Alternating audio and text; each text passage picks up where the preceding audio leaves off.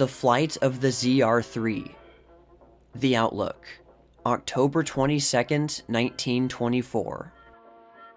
By noon of Tuesday of last week, the new American giant dirigible, the ZR-3, had reached in her flight a point over the Atlantic about 1,500 miles due east of the destination at Lakehurst, New Jersey. Her course had been, the wireless then said, deflected from the original route, which would pass over the Bermudas on account of strong winds blowing from the southwest. Every indication then was that the ZR-3 would be at her new home the next day. This is the longest of all the flights across the Atlantic. It is a remarkable illustration of the possibilities of long-distance sailing by these monsters of the air.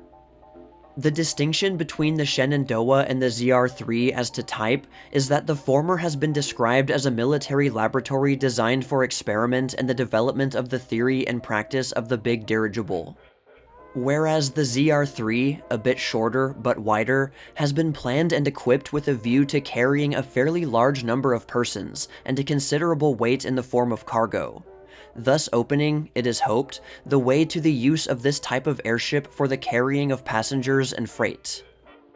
The ZR-3 was built by the German government without cost to the United States in place of two much smaller airships which should have been delivered to the United States but were improperly destroyed at their moorings by Germans.